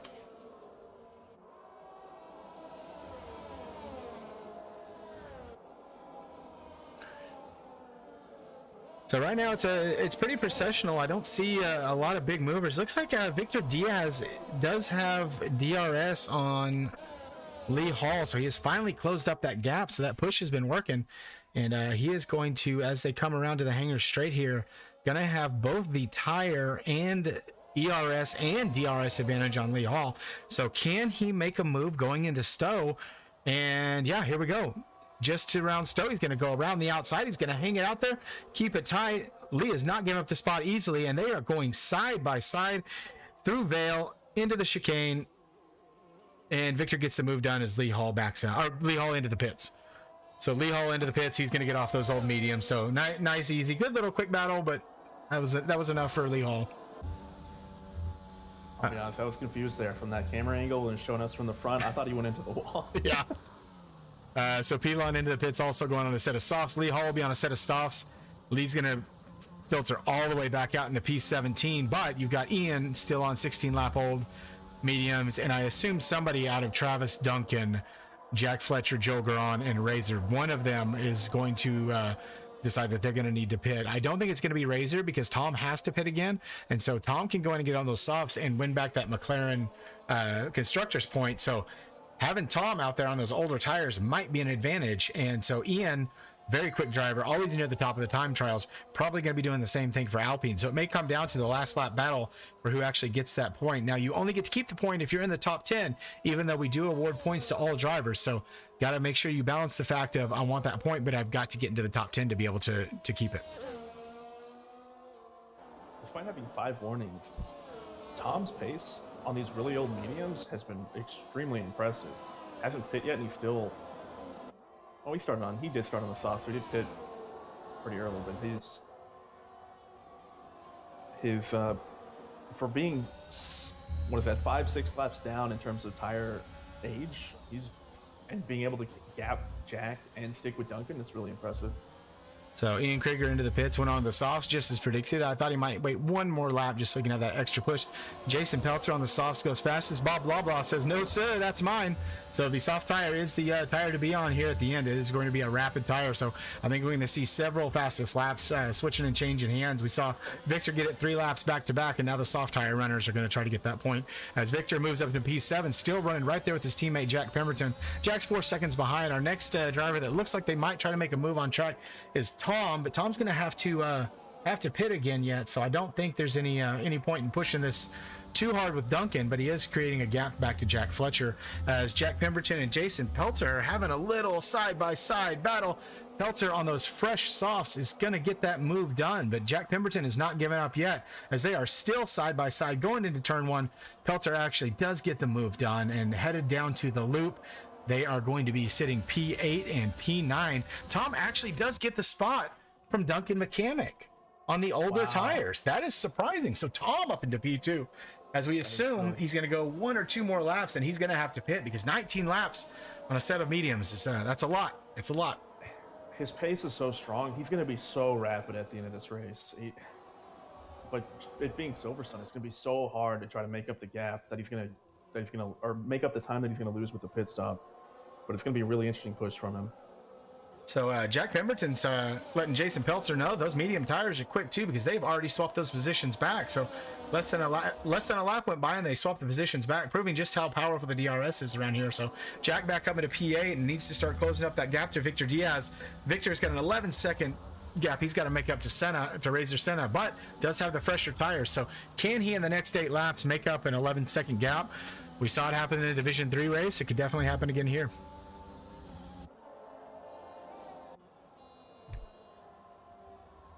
Yeah, I think the main difference in those situations was it was a late soft or a medium to soft strategy going against old medium. So here it's going to be the tire wear difference just isn't going to be big enough, I don't think, for Victor. I think the only chance he has is a potential safety car.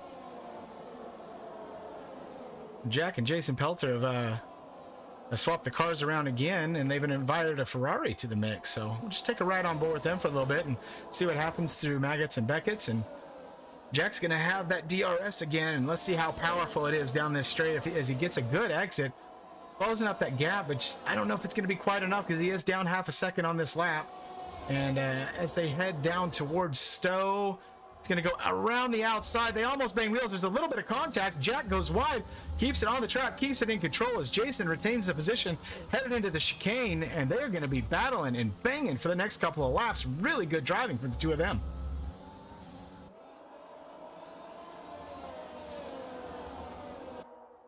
One thing to maybe keep an eye on is Tom is actually, the last 2 laps, he has gone faster than Travis by 0.2 in both the laps. So it might actually be beneficial for Duncan to have given that position to him so he can sit in DRS and just follow him to Travis and kind of close that gap a little bit, and then he can push once Tom goes into the pits. Tom, the only driver on track still not to have pitted, so he's going to have to take care of that here pretty soon. He's slowly running out of time. I'll recap the penalties real quick. Tom does have a 3-second penalty. Jack Fletcher as well in P4 with 3 seconds. Jason Pelter, Jack Pemberton, Bob Blablaw, John Pelon with 9 seconds. Ryan Zebra and Lee Hall each with 3 seconds. And Tom has to be coming in this lap. He's sub 10. He's 5% battery right now. He has to be coming in, I would think. And through the pits, as tight as the field is, he is probably going to shuffle out to about P10. He should come out around Bob Loblaw if my quick not trying math is working. Yeah, he won't be in a very good spot, but on fresh softs this late in the race, he'll be, particularly with his pace, he's going to be extremely rapid. Well, he didn't go in, so. Now 20 laps on those medium tires. He is really making them work. Must feel good. Hopefully he hasn't forgotten he does have to pit still. But I think his idea here is because he knows that making up all of that time in just such a few, like 3 or 4 laps is going to be basically impossible. He's just, maybe I'll just sit out here for a safety car and then just concede and pit at the very end if I have to. As Ian, as I mentioned earlier, Ian, one of our hot lap kings, does go fastest. So I kind of expected that. Didn't know if he was going to do it quite this early because that's going to get some other people's attention. And so if you are down there and you're a Ryan Zebra, let's see who else is on the brand new softs, Lee Hall, a Bob Loblaw, or here in just a moment, a Tom, you now have your target time. And we do have Ian around. So it looks like he kept it on. He kept it back alive. He does have his wing intact, but maybe just pushed too hard on those soft tires, or they got a little too much temperature in them and lost it. Meanwhile, Travis has pulled almost 4 seconds on Tom. Yeah, the last few laps, he has been putting in some really, really fast laps. So unfortunately for Travis, though, we're getting towards the end of the life on these tires if you're pushing that hard, but he hasn't really been battling with anyone, so... has he been able to save him enough? You got to wonder. And one of the things that we talked about, we can give away the secret now, is this is a very left front and left side tire intense circuit. And so one of the things that we worked on through our Mercedes team practices was making sure everybody's looking at their tire pressures and temps and really watching the wear, because you can really wear out those left side tires. And all of a sudden you have a moment you didn't expect as Michael Scott and Ryan Zebra swap positions down in P14 and P15. But yeah, you've got to really take care of those tires or they're not going to last like this. As Tom is still out. So Tom waiting for the last 2 laps here? Is that what's going on? It is the Hail Mary, please give me a safety car game. I'll be really nice to you if you do kind of play right here. So he knows that his only hope for any kind of really good finish would be a safety car. So if you're a Honda fan, then you're loving life right now, because you got Travis Robinson in P1, Duncan McCamick in P3, Joel Guron in P4, and Jack Fletcher in P5. So we talked earlier with Adam, that's what Jack Fletcher does. Jack will start, not always the best qualifier, but he's amazing racecraft, incredibly consistent. And one of the things that Adam brought up during the draft was that you look across Jack's timesheets, and he's always consistently around P5, P6, and he's doing it again tonight. And once Tom goes into the pits, they put Jack Fletcher in P4. So Honda gang on top with the top 4 positions. Razor Center and Victor Diaz will be the next 2 at P6, P7 as Duncan takes the spot from Tom as Tom goes into the pits. So Razor Center and Victor Diaz, 2 of my top 2 picks, and guys that are really active in our practices this week, showing off what all that practice has paid off for them. So now that Tom's gone into the pits, the big difference we have between Travis and Duncan is that Duncan has 80% plus on his battery, so he's going to have to try to push really hard the next few laps, but the gap just might be too big for, equal wear tires. And if Duncan woke up this morning and I called him and said, "Hey man, you're going to get a P2," he'd be happy with that. If I said, Duncan, you're going to get a P2 and all 4 Honda powered cars are going to be in the top 4, he would have dropped the phone in disbelief. So he's got to be happy right now. But the thing we need to watch right now is that gap between Joel Garon and Jack Fletcher. Duncan wants Red Bull to come out on top of the Constructors' Championships, not necessarily at the cost of AlphaTauri. So at some point, does the call come down, hey, Joel, go ahead and let Jack through because we want to make sure that we maximize points for Red Bull, because having a Red Bull 1-3 versus 1-4 is additional points later on down the line when Mercedes comes charging back in some of these stronger trucks. Dude, this might be too like X-Files-y for this, because at least in the other races we haven't seen any kind of engine supplier orders come down yet. So I think the big thing though is Jack, if he wants to finish P3, he would have to pass Joel on this lap and build a really big gap, since he does have the 3-second penalty. So like, since Razor isn't really that far behind, it would be hard for Joel to give him the 3-second gap and then not lose his position also. So it'd be really awkward.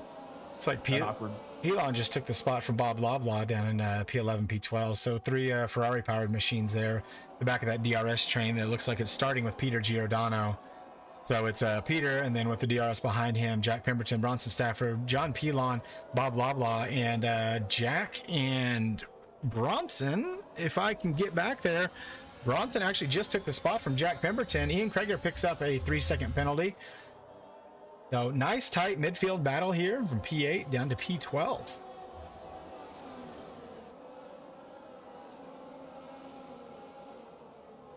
Yeah, Peter's doing a good job, but not having DRS is going to kind of leave him out to dry here. If the medium runners can't keep those softs behind him, then he's going to be in trouble going into the last lap.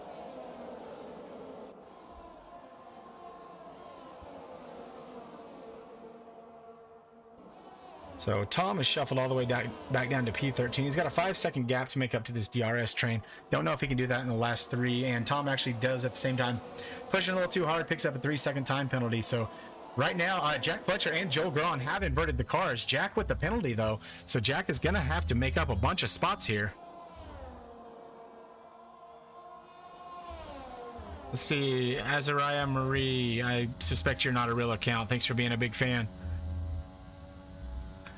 So Jack Fletcher and Joel Garon do swap the cars. I don't know if Joel had a moment there, if that was team orders, but Jack's going to have a lot of work to do to hold on to that podium. So looks like an all Honda podium unless they end up running into each other or something crazy happens here. Beamer MW, nice to see you. Big fan. Mercedes Academy driver. Guy showed up and showed out on Friday. Had a really good drive. So looking to see some big things from you coming forward. I already said, Azariah, I'm a big fan. You said you're a big fan. I read it. I'm a big fan.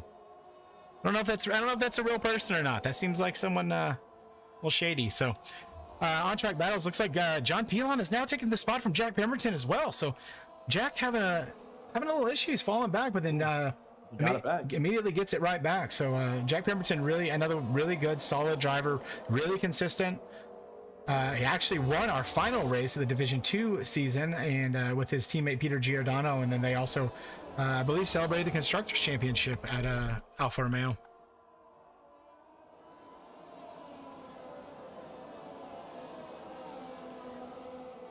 So the leader is on the final lap. Travis Robinson leads from Duncan McCamick, leads from Jack Fletcher, from Joel Garon, from Razor Senna, Victor Diaz, Jason Pelter with 6 seconds of penalties, and a Peter Giordano right behind him. So that'll promote Peter up to P8. Also promote Bronson Stafford, Jack Pemberton, John Pilon will probably lose a couple spots with the 9 seconds of penalties. Bob Loblaw will promote up. Tom potentially promote up. It's really close, but penalties are going to play a factor here, as Jack Fletcher has almost built a 1 second gap on Joel Garon here on the final lap. So now it's everything. It's all in. It's push, but the finish clean for the Honda gang. And it's crazy how much this whole race has been kind of dictated by that first safety car. All the leaders were able to get a free, not a free pit stop, but a nice pit stop to get them in a nice position, which forced everyone else to stay out and try to go long. And it just created this really good cushion for them. It just mixed up this midfield in such a weird fashion. Now almost a 7-second gap for Travis Robinson. So the driver from Canada who joined the league right at the beginning of season 2, dominated all throughout season 2, ended up a top 5 in the championship, is going to start off this championship run with a win right here in Silverstone. P1, your race winner is Travis Robinson, who also sets the fastest lap of the race and so throws the gauntlet down and says, "This is my championship. This is my season. Y'all come find me." Duncan McCamick finishes 2. Joel Guron finishes P3. Razor Senna actually jumps Jack Fletcher on the penalties. So Razor Senna P4, Jack Fletcher P5, Victor Diaz P6. Peter Giordano will bring it home into P7 as he got around Jason Pelter. Jason Pelter P8 is going to drop some spots there to Bronson Stafford. Jack Pemberton, blah, blah. So Jason Pelter will finish P11. We'll jump on board with Michael Scott down in P14 as he rounds out the field. So it'll be Michael Scott, Tom, Ryan Zebra, Ian Kreger finishes in P16. Disappointing drive for the Alpine driver, and that will take us all the way down to Mr. Lee Hall, who had a very forgettable race. He will round out our top 18, and that is it from Silverstone, ladies and gentlemen. What a race. Travis is such an animal. Peter Giordano, your driver of the day. So Peter Giordano throwing the gauntlet down, 36 points in the win. Jack Fletcher in P4 or P5, I'm sorry. So really good points for Red Bull, great points for the AlphaTauri boys. Razor Senna and Victor Diaz also picking up some really good points, but look at that. All Honda powered podium, and Duncan McCamick is probably squealing with delight as we wait to have the driver interviews. Was there anything in any of that surprised you? That's a really good recovery drive by Peter, even though he had the unfortunate mishap in Q1. Finishing P7 was really impressive. Also, even though Tom finished as low as he did, pushing those tires for the entire race and staying in top 3 as long as he did was really, really impressive. And I want to keep an eye on him the rest of the season. Really, really incredible. So just roll through here and take a look at the race director while we've got about 10 seconds here.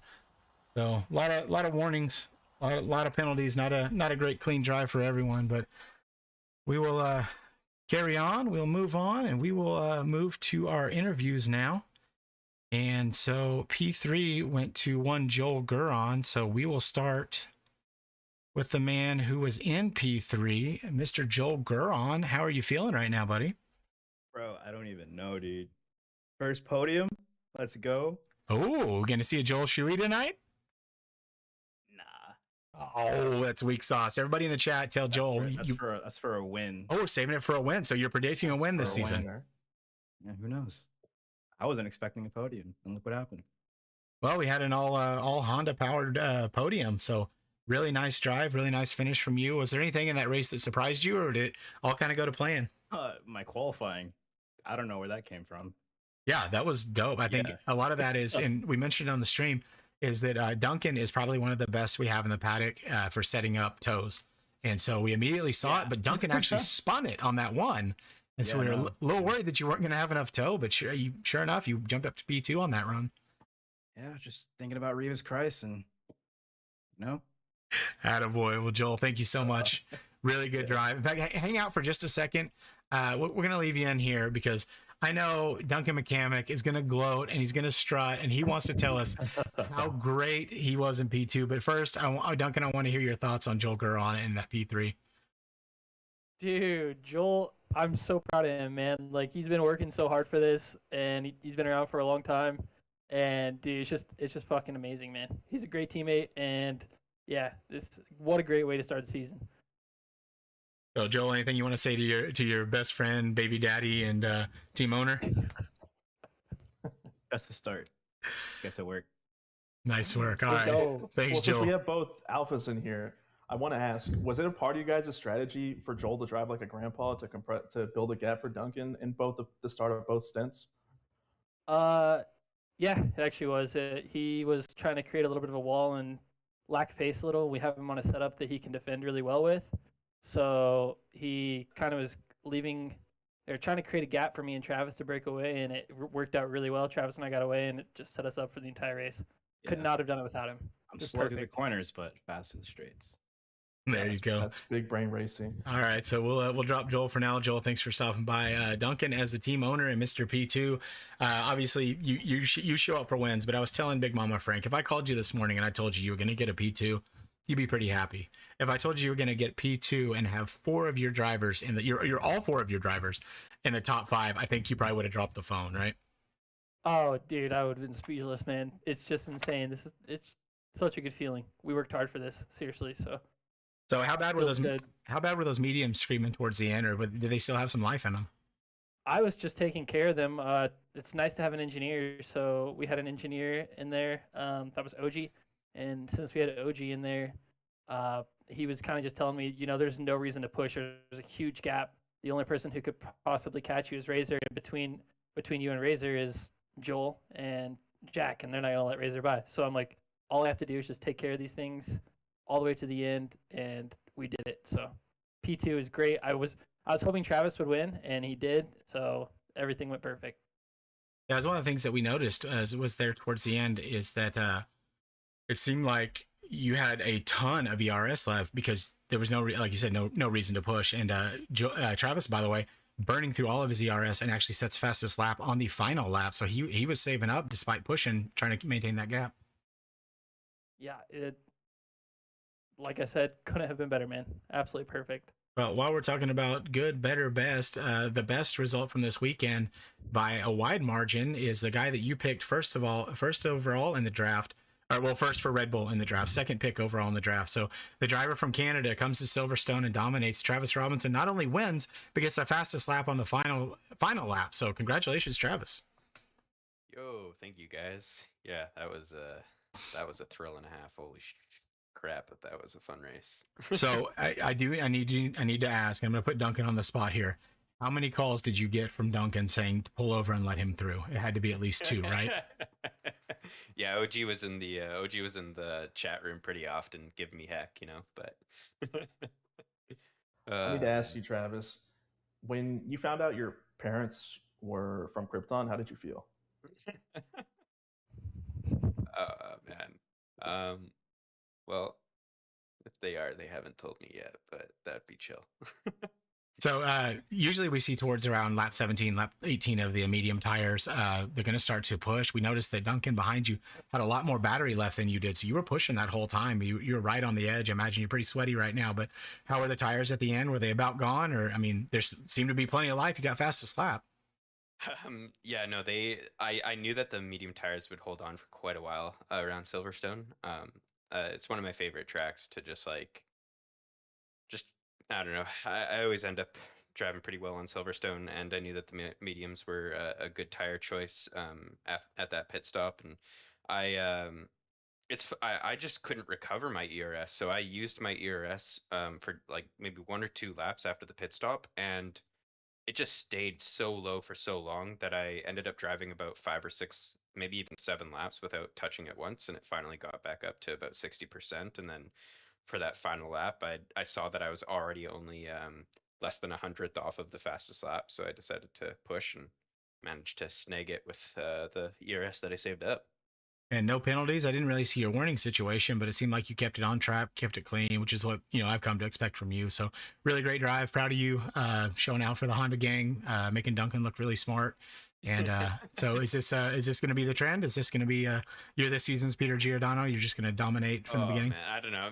I was just saying to Joel, like if the rest of the season is this sweaty, we're all going to have to put in a crap ton of practice because the grid was so close this race, especially in qualifying. Like I think we were separated by like 6/10 in Q2, which is just outrageous. Yeah, it's crazy. So Duncan, any closing thoughts there for Travis?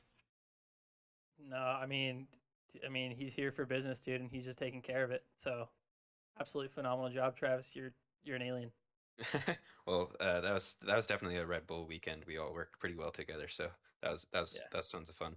All right, so next week's Imola. How do you feel about Imola? Do you feel it's a strong track for you as well?